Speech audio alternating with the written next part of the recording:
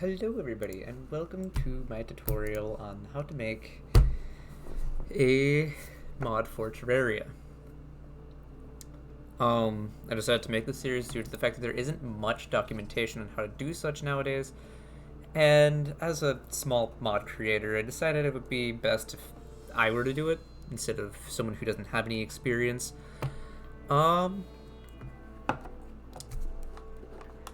This is the first episode, which is going to take you through setting up your mod and the very basics of things, such as the example sword they give you when you first make your mod.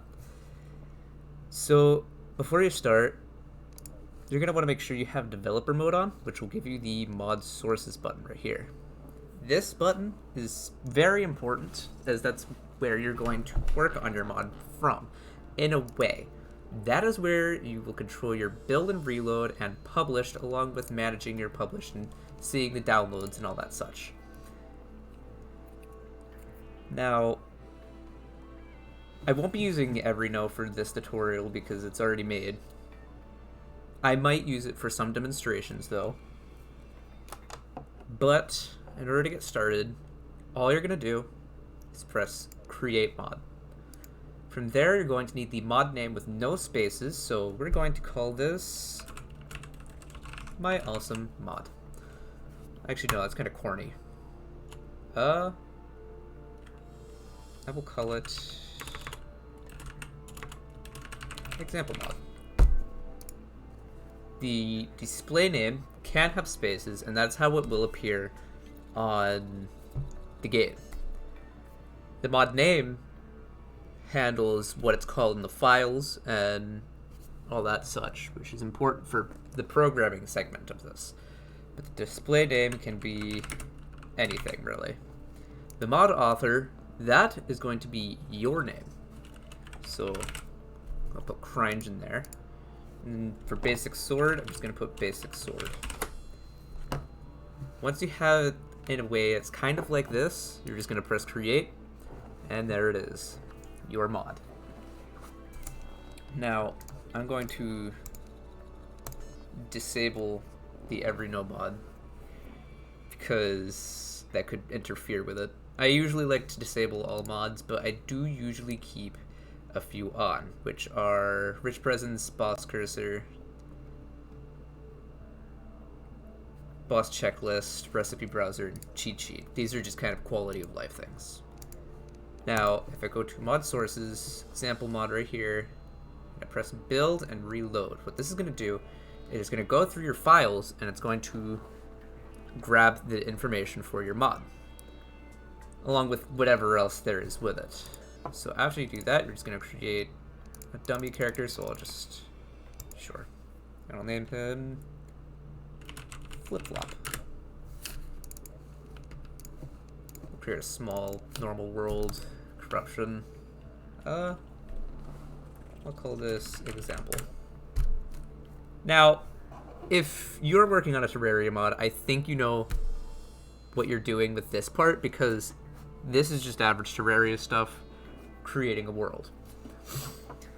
I just had to go with the small one because they don't take long to generate and all that such. But after I show you that it does work right here, so here we have a Terraria, and if I go in here,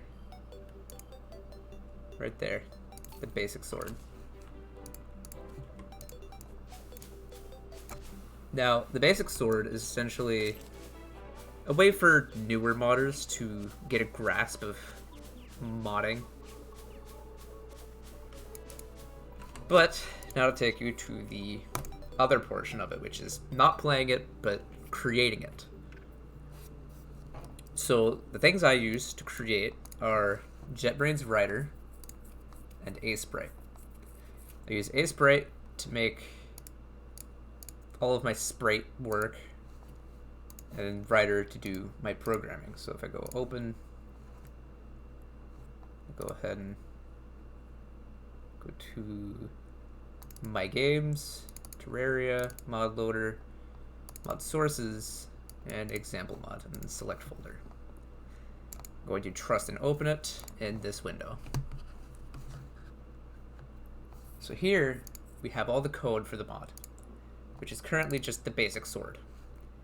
Now, it's pretty straightforward how this works here. Display name over here will handle its name. So I can call it Excalibur if I wanted to. But I'm going to call it Excalibur. And for a description, you can put anything you want as the tooltip. I'll put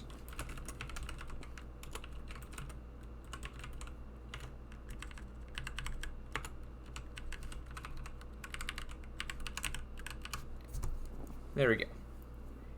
Now, set defaults is going to set all the different properties of whatever you make. Item damage sets the damage.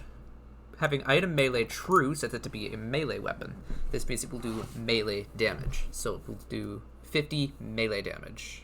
So if you have some accessory that was to increase your melee damage, it would increase the damage of this weapon.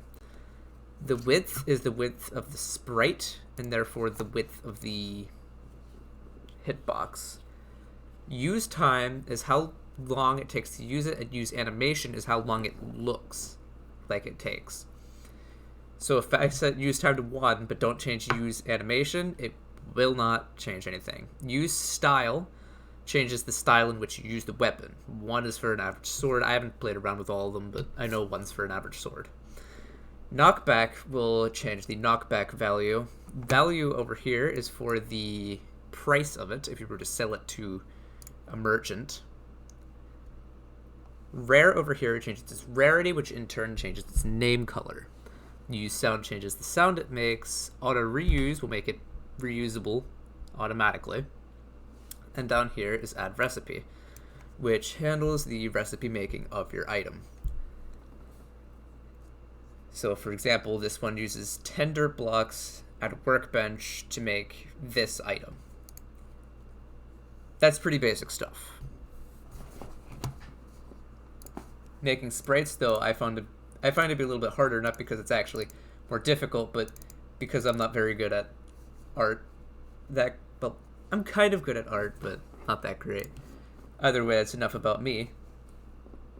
You can edit it in any way you want, so I'll give it a cool kind of effect on the hilt here, because I think that's a good way to show this off and such.